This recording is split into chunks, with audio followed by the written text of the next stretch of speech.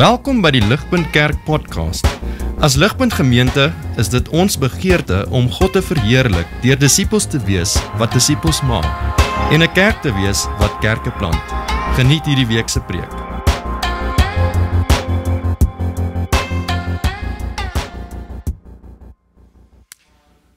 Vriende, die kerk word baie keer vereenselwig of vergelyk met die beeld van 'n lewensreddingsboot.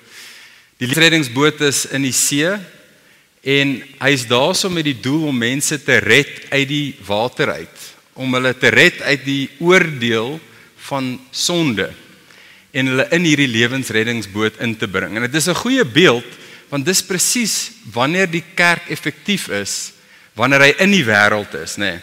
Wanneer hy daar is waar die mense is, sodat hulle kan sien, hier's 'n plek waar ons kan kom om redding te kry vir ons sondes, om na God toe te draai, om versoen te word.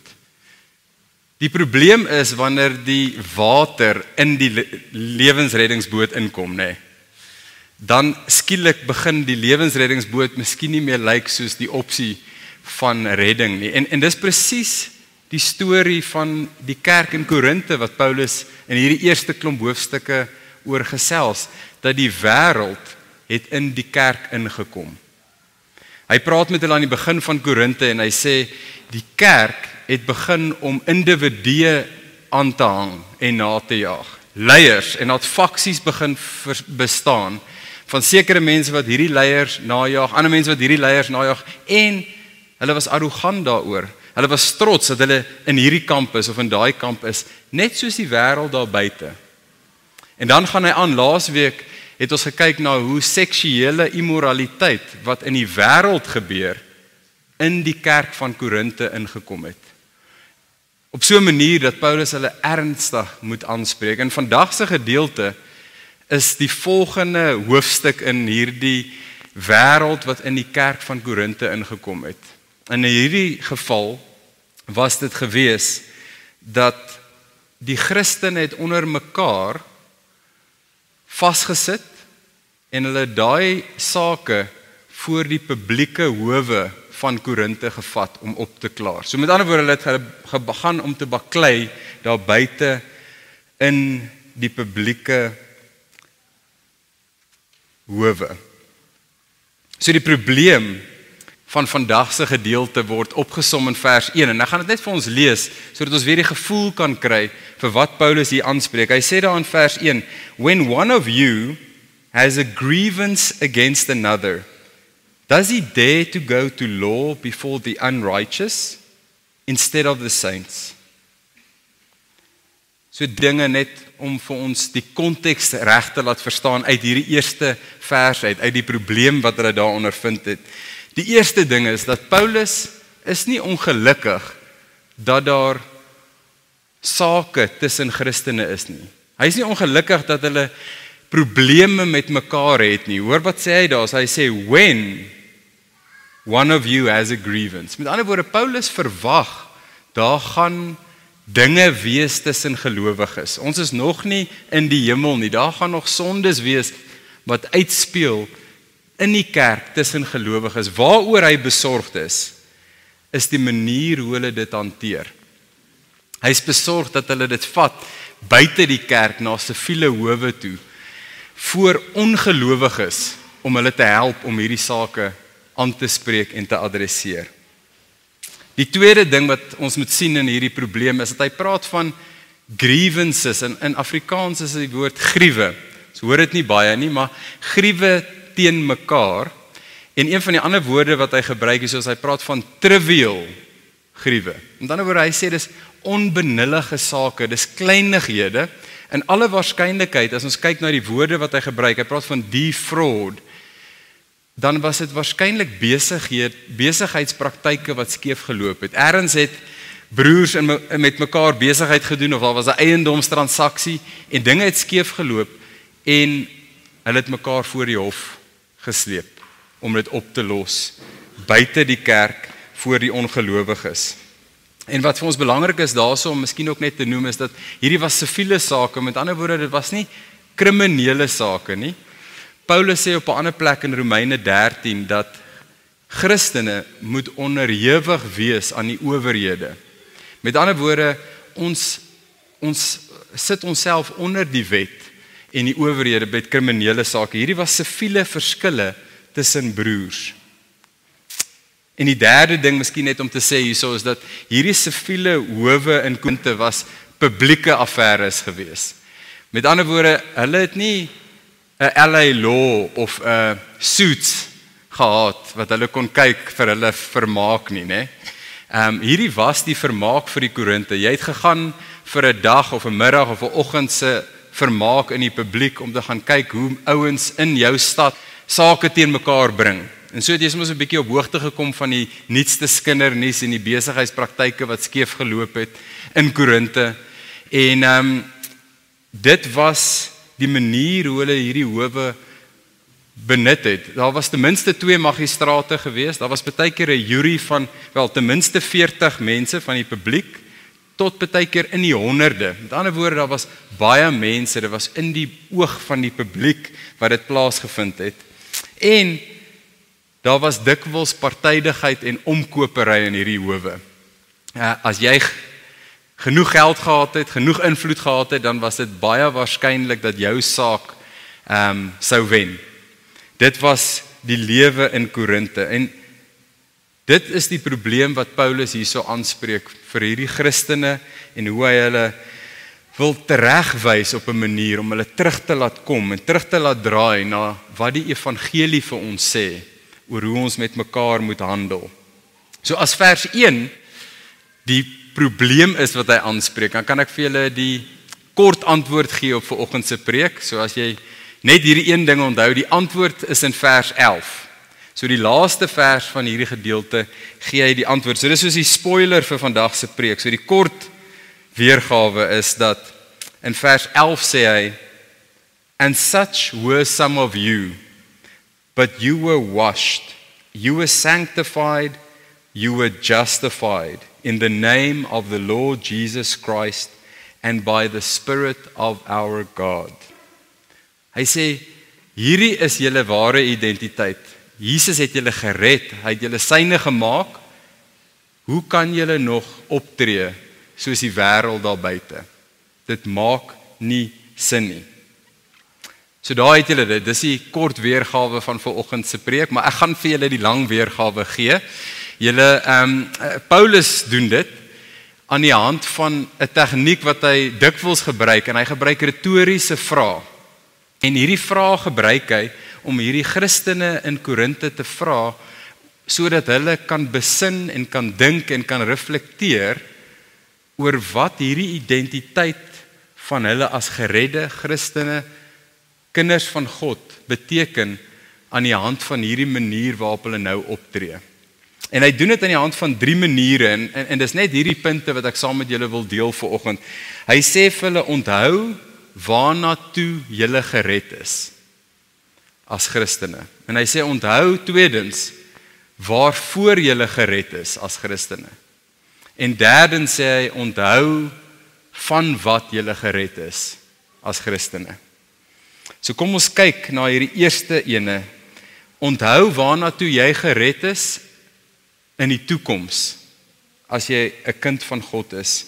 En die retoriese vraag wat hy hierso vra, is in daai vers 1b, die tweede gedeelte van vers 1 tot vers 3. Hy sê, "Do you dare to go to law before the unrighteous instead of the saints?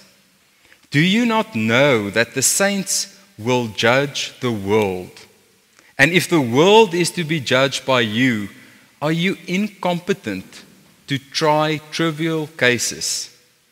Do you not know that we are to judge angels?" Sien, Paulus probeer hulle oë oplig na die toekomstige realiteite toe, die waarhede wat lê in die toekoms vir Christene. Die groot waarheid dat ons eendag saam met Jesus in die regsbank gaan staan langs hom en gaan heers.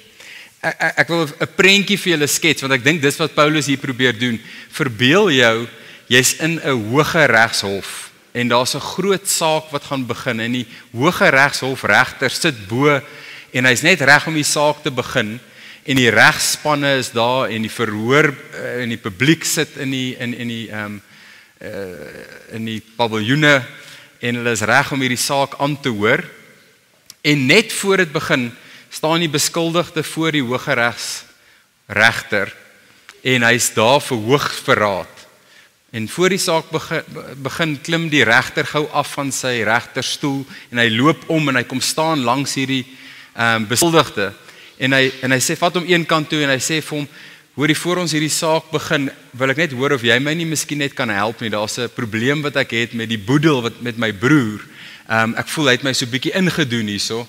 Kan jy my nie bietjie raad gee of miskien intree tussen ons twee nie? En ek dink soos is daai storie of daai prentjie aanskou kan mens sien dit voel heeltemal uit plek uit. Net dis eintlik belaglik om te dink dat daar so 'n prentjie kan wees, maar dis wat Paulus sê, besef ons as Christene dat ons saam met Jesus in die regsbank van die Hooggeregshof van die heelal gaan staan. Dis wat Paulus hier sê. Hierdie waarheid is amper te groot vir ons om regtig waar te kan klein kry. Hierdie kom van 'n klomp gedeeltes in die Bybel wat Paulus hierso saamvat.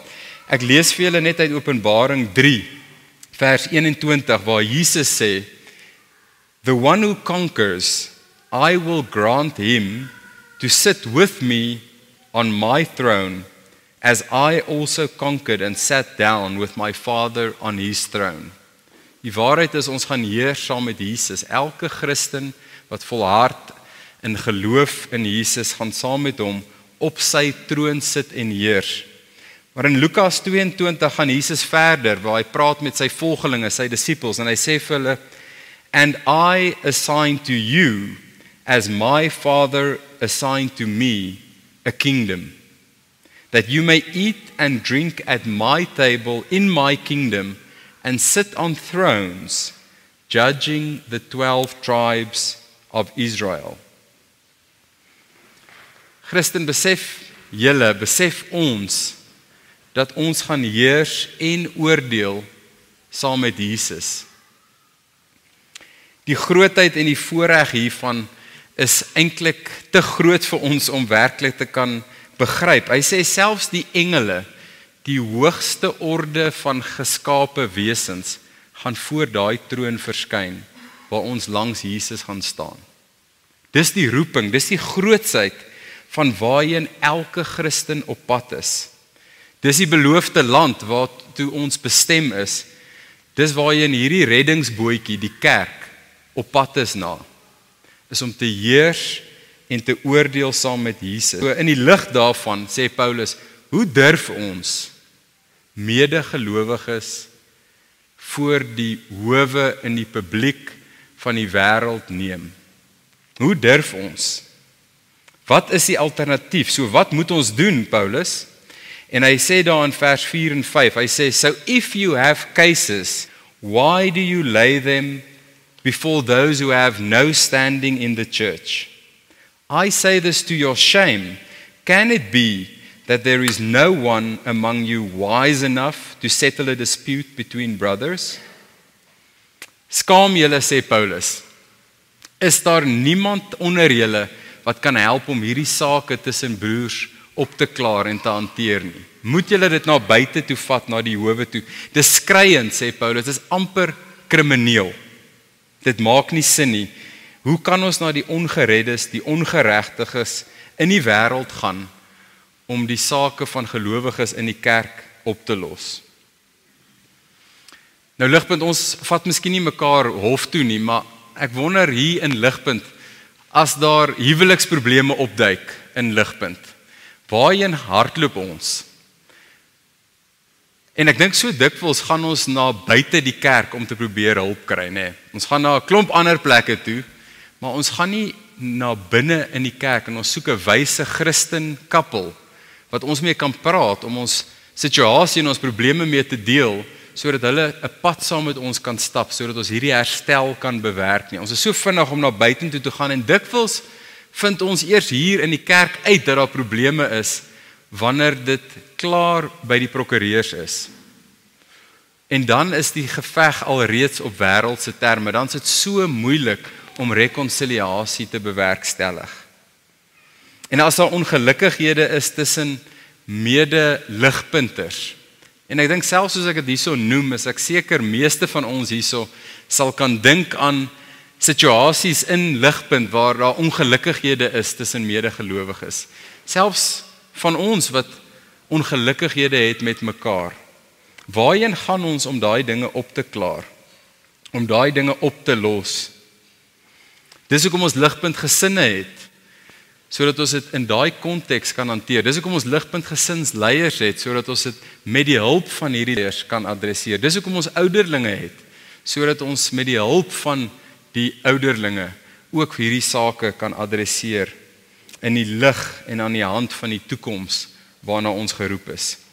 Hier by Ligpunt het ons as ouderlinge ook weer van vooraf besef, wat is die belang van wyse Christenraad, van broers wat 'n pad saam met ons stap. En dis hoekom Ligpunt 'n adviesraad het, maar ons het besef, ons het heeltemal te min gebruik gemaak van hierdie adviesraad oor die laaste 10 jaar.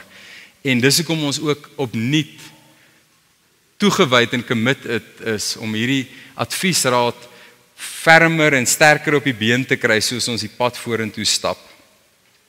Want julle sien, Paulus is nie naïef om te dink daar gaan nie probleme wees in 'n kerk nie. Hy weet daar gaan probleme wees. Ons is almal 'n work in progress. Ons is almal nog besig om vernuwe te word deur die Gees van God. Maar waaroor Paulus egter baie besorgd is die manier hoe ons hierdie dinge hanteer.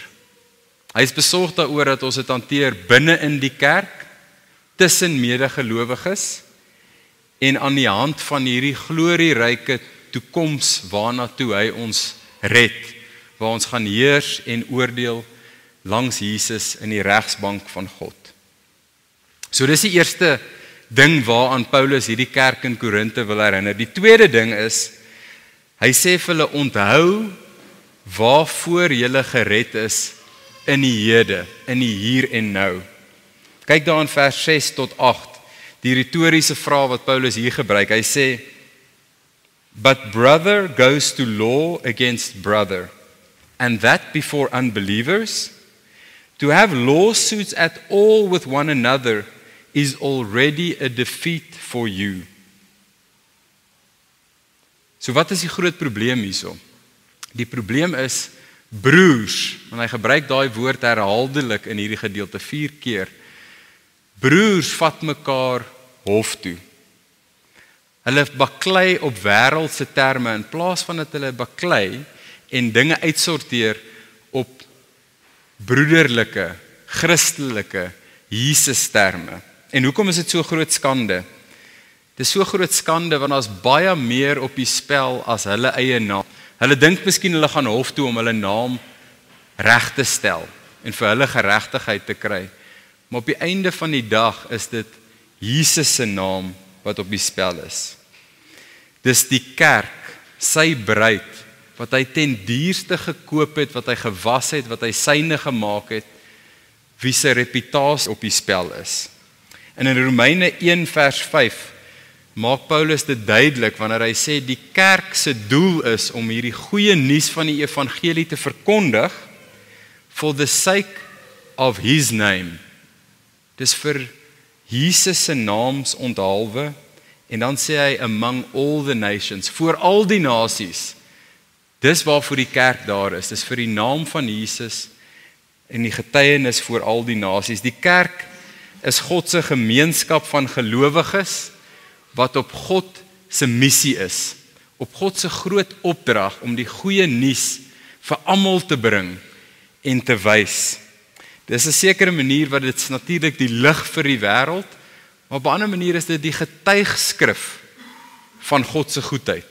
Die kerk moet vir die wêreld wys hoe goed God is, hoe wonderlik hierdie nuus van Jesus is. En in hierdie situasie in Korinthe laat dit hierdie goeie nuus van die evangelie na alles behalwe goeie nuus lyk. Die feit dat die Korintiërs mekaar voor die hof sleep, sê Paulus, beteken hulle het klaar verloor. Hulle is klaar oorwin. Hulle die nommer 1 roeping van die kerk om 'n lig in die wêreld te wees, het hulle ondermyn, hulle het dit ondergrawe, hulle het 'n gat in die reddingsboot gemaak. En die water is besig om hierdie reddingsboot te sink. Want selfs al wen jy die saak, Christen, sê Paulus vir hulle, selfs al wen jy die saak, het jy verloor as 'n Christen. Die kerk het verloor en Jesus se naam is deur die modder gesleep. Paulus sê, you are already defeated. Jy's besig om te sink. Nou Christen en ligpunter en besoeker, in ons konteks vandag mag ons nie noodwendig miskien mense voor die hof sleep nie. Miskien is dit te duur vandag om dit te doen, anders het ons miskien meer. Dit gebeur party van tyd tot tyd. Maar miskien sleep ons nog steeds ons broers en susters voor die hof van die publieke opinie. Met ons monde en wat ons sê van mekaar. Hoe praat ek en jy van die kerk? Hoe praat ek en jy van medige gelowiges binne in die kerk, maar nog belangriker, hoe praat ons buite die kerk, voor die wêreld, van mekaar? Want as ons negatief is, as ons dinge sê wat afbreekend is, dan het ons ook klaar verloor en Jesus se naam deur die modder gesleep. So wat is die alternatief? Wat moet ons dan doen as daar sulke sake is wat opduik tussen gelowiges? Wel, Paulus sê vir ons in vers 7 tot 8. Hy sê, why not rather suffer wrong? Why not rather be defrauded? But you yourselves wrong and defraud even your own brothers. Sien, ons samelewing, vriende, is behep met ons regte en om geregtigheid te kry vir myself, om seker te maak dat ek reg lyk in die oë van ander mense. En dis wat die wêreld daar buite doen, maar dis wat ons ook sien in hierdie gedeelte wat deel geword het van die kerk in Korinte. Hulle naam was die ding wat vir hulle belangrik geword het. Hulle regte was die ding wat hulle na omgesien het. En vriende, ek wonder of dit nie maar partykeer ook gebeur hier by ons tussen Christen broers en susters nie. As ons voel daar's 'n onreg wat gepleeg is teenoor my, hoe tree ek op? Is ons nie maar dikwels so gestel daarop dat ek geregtigheid moet sien geskied vir my ontwil nie? Of is ons bereid om maar te sê, ek sal dit laat vaar. Ek sal dit verdra, nie vir my onthaalwe nie, maar vir Jesus se onthaalwe en vir sy kerk en sy bruid se onthaalwe. Is ons bereid om daai dinge op sy te sit en aan te beweeg? Hoor wat sê Jesus hieroor in die bergprediking vir sy volgelinge. Hy sê, you have heard that it was said, an eye for an eye and a tooth for a tooth, but I say to you, do not resist the one who is evil. But if anyone slaps you on the right cheek, turn to him the other also. And if anyone would sue you and take your tunic, let him have your cloak as well. And if anyone forces you to go 1 mile, go with him 2 miles. Give to the one who begs from you, and do not refuse one who would borrow from you. You have heard that it was said, you shall love your neighbor and hate your enemy. But I say to you, love your enemies and pray for those who persecute you, so that you may be sons of your Father who is in heaven. Dit is die beginsel van die koninkryk van God. Dis die beginsel waarop die mense van die koninkryk van God teenoor mekaar optree. En dis 180 grade anders as die beginsels waarop die wêreld om ons funksioneer, nê. Soos ons dit hoor, kan ons voel dat hierdie koninkryk werk anders as wat dinge daar buite werk. En as dit is hoe Jesus sê, ons moet optree teenoor ons vyande, hoeveel te meer teenoor ons broers en ons susters in die kerk waar ons saam is. Julle sien vriende, ek dink as ons daaroor dink, dan is hierdie die ding wat by die hart lê van, en ek wil sê, al ons verhoudingsprobleme, maar ten minste 80% van ons verhoudingsprobleme lê by hierdie ding, dat ons nie vers 7 kan doen nie. Dat dit vir ons so moeilik is om te doen wat Paulus hierso sê. Hy sê, why not rather suffer wrong? Why not rather be defrauded? Nou die van ons wat getroud is, en ek dink maar aan huwelikskonflik hierso. Ek weet daar's party van julle wat geen huwelikskonflik het nie, maar ek kan ten minste sê in my huwelik, wanneer daar konflik is dit gewoonlik omdat een van ons voel daar's 'n onreg gepleeg teenoor my. En ek wil geregtigheid hê vir daai onreg wat gepleeg is teenoor my. Ek wil hê my vrou moet verstaan hoe verkeerd dit was wat sy gedoen het, wat sy gesê het. En gewoonlik reageer die ander persoon en so eskaleer hierdie konflik. En dit raak die spulpunt waar binne ons vassit en baklei, hierdie siklus van ek is verontreg en ek wil reg verklaar word. Dink maar aan ons ligpunt gesinne ook en in die groter kerk. Dalk het jy iemand in die kerk besigheid gedoen. Miskien was daar ergens iets wat julle saam gedoen het en dit het skeef geloop. Miskien het die transaksie nie geloop soos jy gedink het dit gaan loop nie en daar's 'n ongelukkigheid, 'n ontevredenheid met hierdie broer of hierdie suster. En dis die ding wat bitterheid en ontevredenheid in verhoudings kan laat groei en kan laat vermenigvuldig. Of dink maar net aan verhoudings in jou ligpunt gesin of in die kerk. Miskien is daar 'n vriendskap waar jy voel jy uitgelaat is by, waar jy nie ingesluit is soos jy gedink het jy moet nie, en of daai persepsie reg of verkeerd is, dit is die ding wat 'n struikelblok in ons harte word. En vriende, hierdie is die goeters wat soos 'n kanker in ons binneste groei en wat seer en bitterheid en onvergenoegdheid in die lewe van 'n kerk bring as ons dit nie vroegtydig doodsmoor nie. En die teenmiddel, die manier hoe ons hierdie gif en hierdie kanker teenwerk, is wat Paulus vir ons hier probeer wys na. Dis eenvoudig om ons oë te vestig op Jesus as die voorbeeld van hoe ons moet optree. Want Jesus is uiteindelik die een wat al sy regte neergelê het, nê. Hy het uit die hemel van sy troon af afgekom, aarde toe, homself verneder om 'n mens te word, wat gebore is in die eenvoudigste van omstandighede, in 'n situasie waar daar vrae was rondom wie sy pa was. Hy het homself leeggemaak van al sy voorregte, van al sy regte as die koning van die heelal. Hy is bedrieg deur een van sy beste vriende. Hy is gebring voor 'n ongeregtige hof waar hy vals beskuldig is vir dinge wat hy nooit gedoen het nie of nooit gesê het nie. En hy is uiteindelik ter dood veroordeel en soos 'n krimineel gekruisig.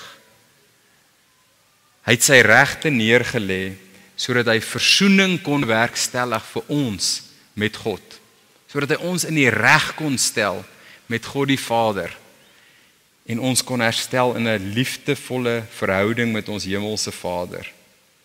Julle sien, want net so sleg soos die kerk in Korintiërs die naam van Jesus laat lyk het, omdat hulle nie hulle sake kon oplos nie, net so goed en mooi en glorieryk laat dit Jesus se naam lyk wanneer broers en susters sulke probleme, sulke konflik, sulke sake hanteer en opklaar binne in 'n kerkgemeenskap.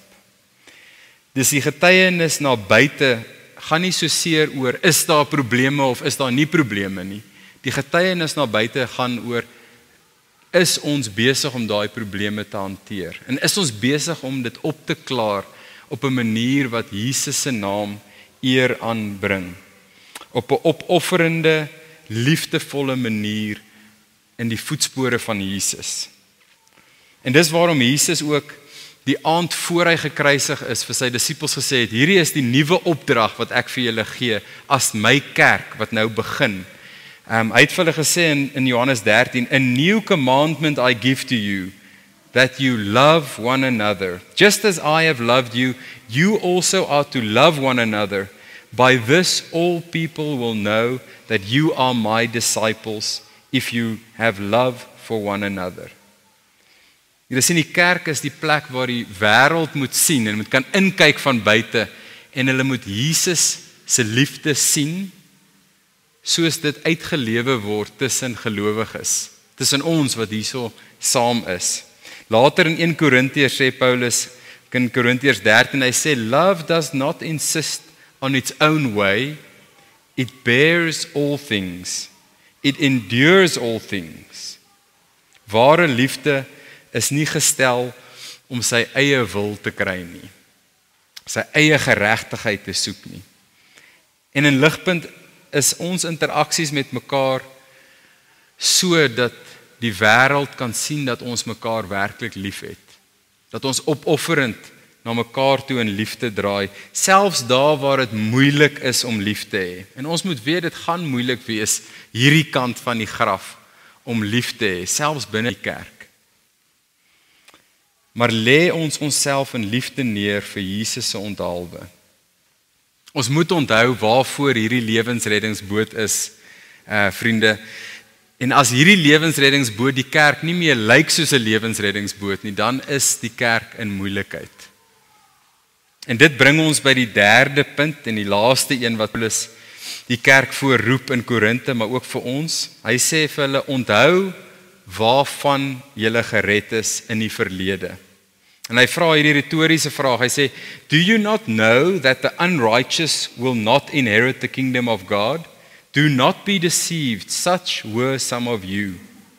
Sien, Paulus roep die kerk in Korinte tot selfrefleksie. Hy roep hulle om te dink en te besin oor wie hulle was voor hulle gered is. En hy sê vir hulle, moenie jouself om die bos lei nie. Ons kan nie teruggaan na wat ons was nie. Ons was so, maar ons funksioneer nou as die kinders van God, as broers en susters, volgens die beginsels van die koninkryk van God en nie meer die beginsels van die wêreld nie.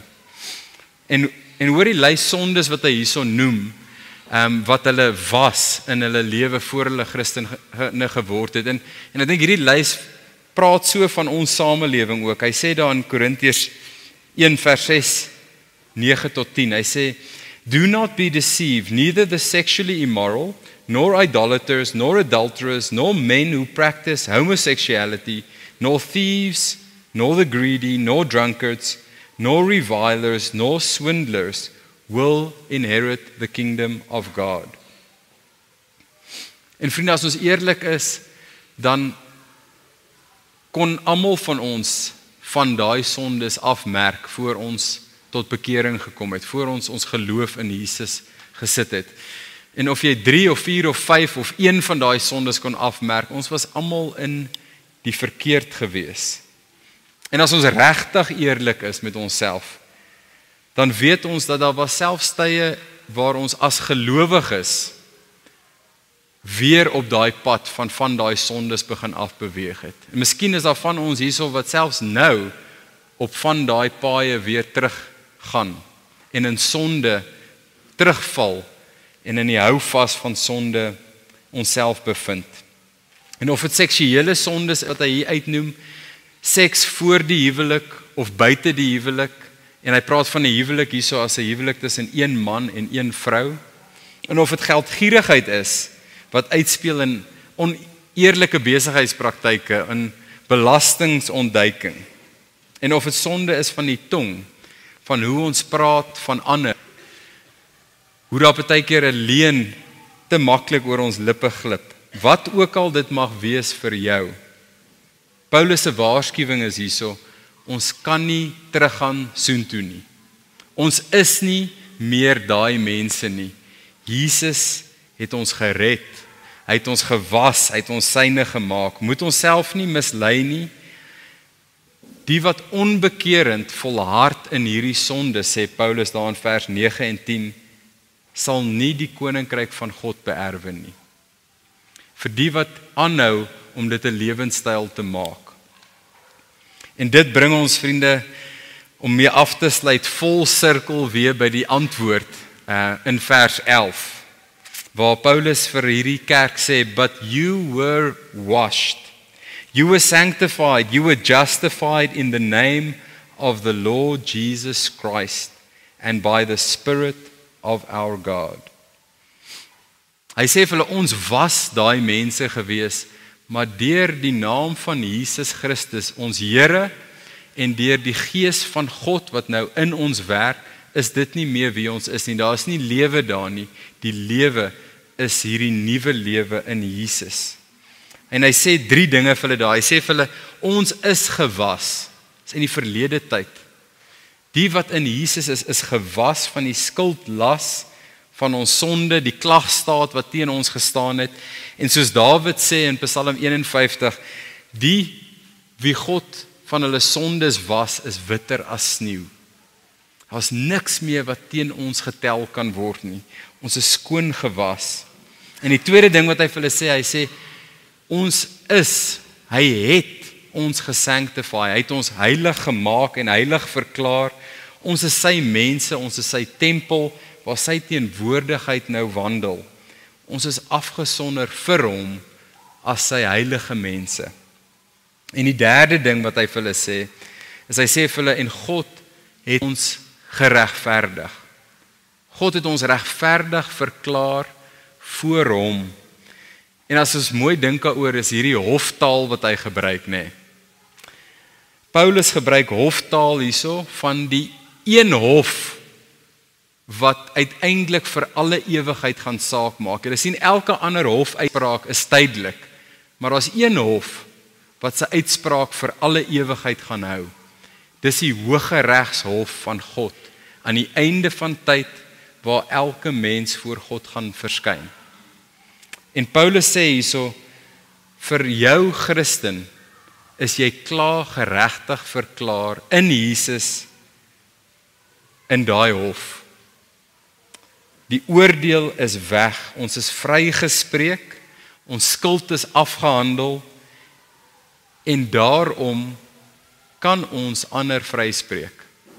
Die feit dat ons skuld in daai hof weg is, beteken ons kan klein onbenullige sake in die hier en die nou neerlê. Dis oukei om gerang te wees, dis oukei om gedefraud te wees, want ons weet dis kleinighede, dis onbenullighede in die groter, glorieryke toekoms waantoe God ons red. En daarom kan ons in die hede nou lewe soos mense wat in Jesus se voetspore volg, wat ander kan vryspreek en wat onthou waarvan ons gered is en waarheen ons op pad is. Vriende, ek gaan daar stop en vir ons bid en vra dat die Here hierdie waarhede in ons lewens sal laat insak en sal laat vrug dra hier in Ligpunt, maar ook al buite in die wêreld waar ons sy naam uitleef en uitdra.